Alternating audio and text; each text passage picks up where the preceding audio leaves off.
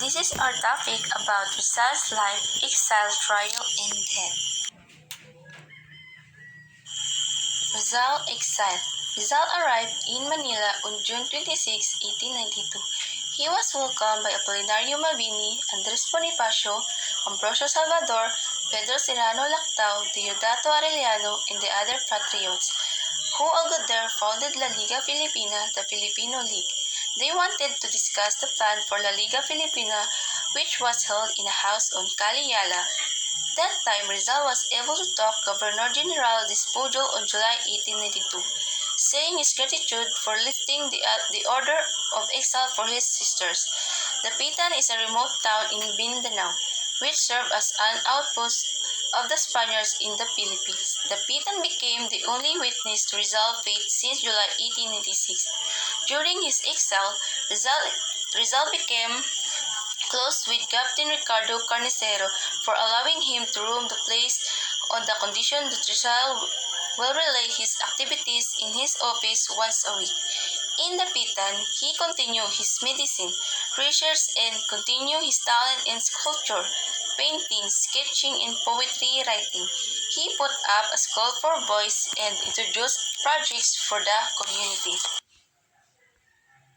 As a gift to Captain Carnicero, Rizal wrote a poem entitled A Don Ricardo Carnicero. On August 26, 1892, Rizal helped the people of Dapitan with their livelihood.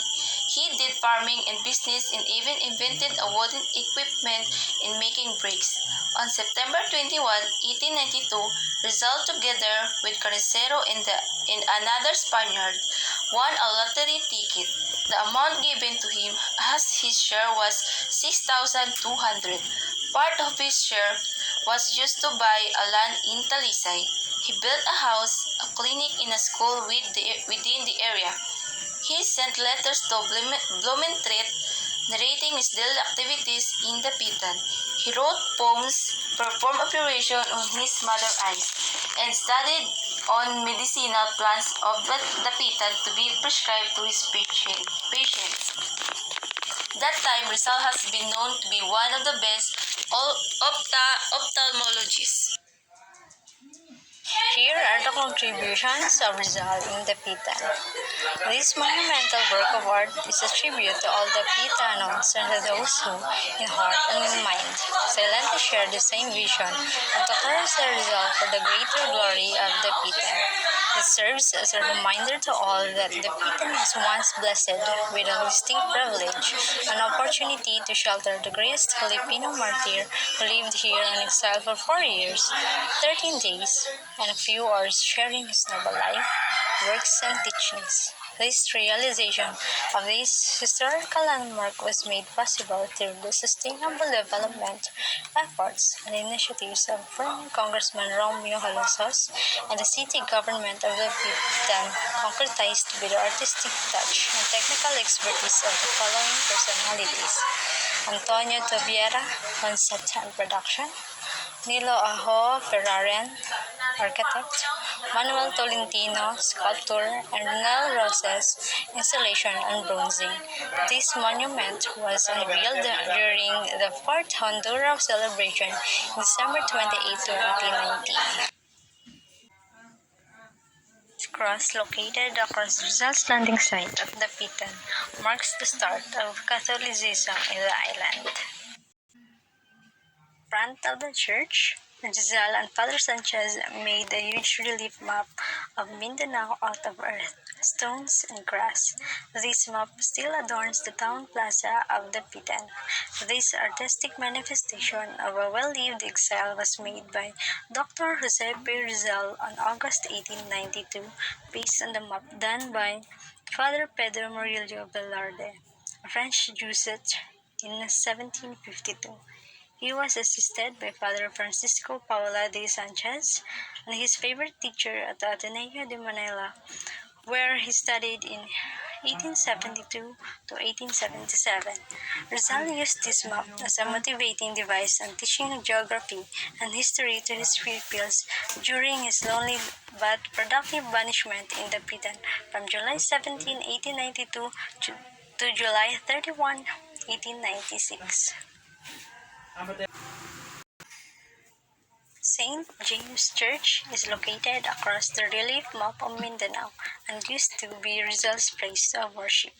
The hero used to pray in a corner at the back of the church to avoid the eyes of the judgmental flyers who constantly hinted at him during their sermons. Engaged in sports activities to his students, standing in the spot where Rizal used to stand during masses. One can behold his view inside the church on the spot of St. James Church, constructed by the Jesuits in 1871. Rizal stood while hearing masses every Sunday during his exile in the Pitan in 1892 to 1896. Josephine Bracken.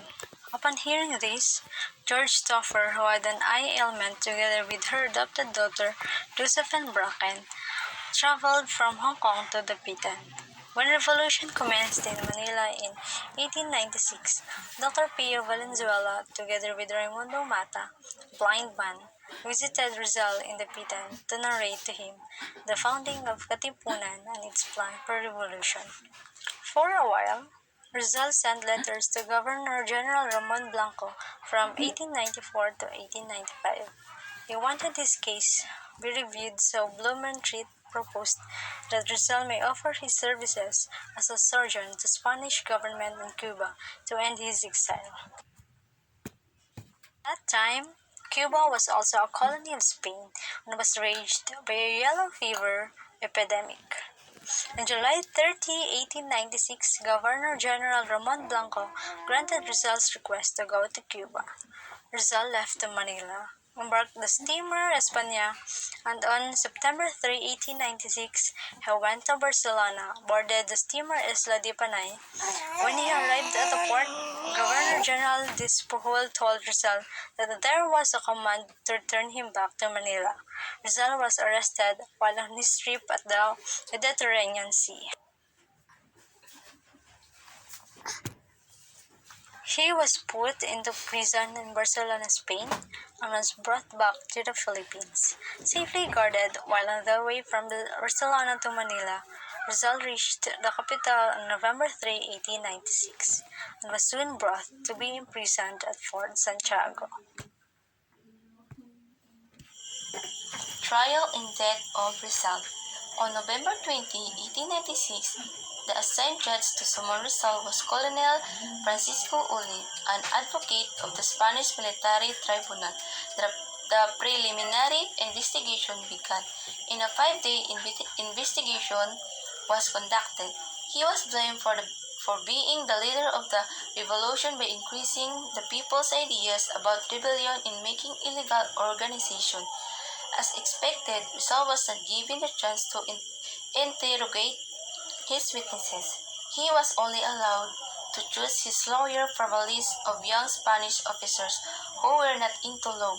He chose Lieutenant Luis Daviel de Andrade, who was the bodyguard of Rizal when he first came home. There were two kinds of evidence presented to him during the investigation: documentary and testimonial. There were 15 documents against Rizal and 10 witnesses for testimonial. All efforts were made by Lieutenant Daviel de Andrade to defend Rizal of his innocence, but as obvious as it may have seemed, Rizal was still found guilty. Trial and Death of Rizal. Here are the note that Rizal cited 12 points to prove his innocence. Number 1. Rizal was against rebellion as testified by Pio Valenzuela. And 2. No letter consisting of revolutionary elements was addressed to the Katipunan was written. Number 3. Without his consent, the Katipunan used his name as one of the passwords. Number 4.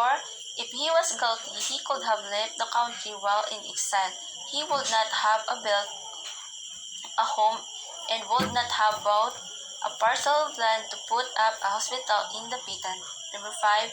The revolutionists could have consulted him if he was the leader. Number 6. He did not deny that he wrote the bylaws of the La Liga Pilipina, but to make things clear, it is a different organization from Katipunan, the former being a civic association and the latter being a revolutionary society. Number 7.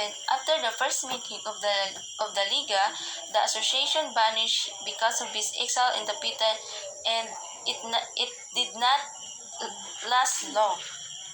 Number 8. He had no idea that the Liga was recognized 9 months after. Number 9. If the Liga had a revolutionary purpose, then Katipunan should not have been founded. Number 10.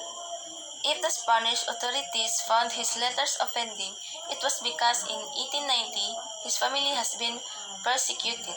Number 11. He lived a good life in the Pitan, the politico-military commander and missionary priest in the province called attest to it. And the last one, that witnesses said that if the speech delivered at Doroteo Ong Junco's house had inspired a revolution, he should be given a chance to confront these persons. If he was in the revolution, the Katipunan should not have sent a familiar emissary to him in the Pitar.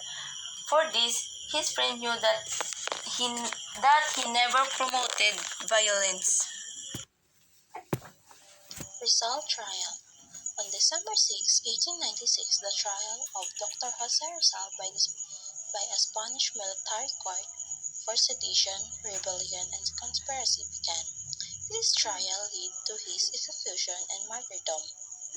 An artist's imaginative depiction of the trial of Dr. Jose Rizal, who was imprisoned first in Barcelona and later in France Santiago, has implicated in the revolution which has launched in August 1896 by the Katipunan led by Andres Bonifacio, whose aim has to liberate the country from the Spanish colonization.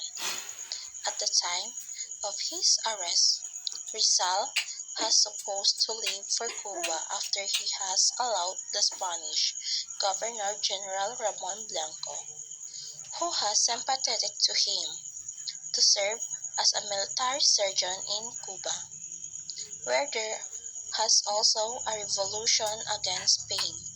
Therefore, he left for his exile in Tapitan for Manila and then for Spain. Rizal had issued a manifesto destroying the revolution and declaring that the education of Filipino and their achievement of a national identity were prerequisites to freedom. Rizal was arrested while en route to Spain, imprisoned in Barcelona, and sent back later to Manila to stand trial. He was charged with being a traitor to Spain and the mastermind of the revolution. He planned his innocent, but he has still convicted on all three charges of rebellion, sedition, and conspiracy, sentenced to death. Earlier, Rizal has already considered as an enemy of the state of the Spanish authorities with the publication of two great novels, No Limit Tangere and El Filibusterismo. Those Rizal has executed on December 30, 1896 in Bagumbayan, Luneta, which has been renamed Rizal Park in his memory. Rizal's remaining days will last very well. Rizal heard the court decision. He knew that there will be no chance to charging his fate. At 6 o'clock in the morning of December 29, 1896, Captain Rafael Dominguez read him the official notice of his execution. Rizal spent his last hour by going to the prison chapel. His mother and sister visited him on the same day. He then gave them his remaining possession, reached out for the glass lamp, and gave to, to give it to his sister Trinidad and carefully whispered that there's something inside. Then Trinidad and his sister Maria got a copy of Rizal's last poem from the lamp. Unfortunately, it has said on his last day that Rizal has not allowed to embarrass his mother.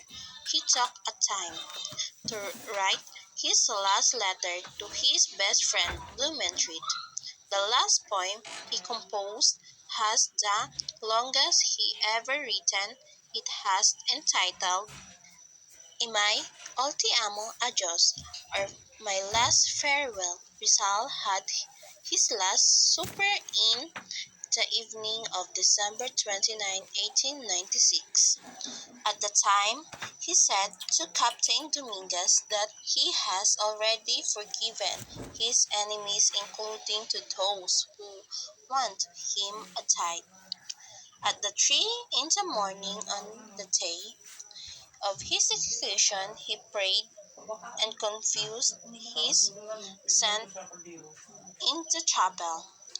At exactly 5:30 in the morning, he had his last breakfast of 3 hard-boiled eggs. After breakfast, he signed some memorable, including religions, pictures, and books, some of which he gave to his mother and sister Trinidad. To his wife Josephine, he gave the Imitation de Cristo as a gift.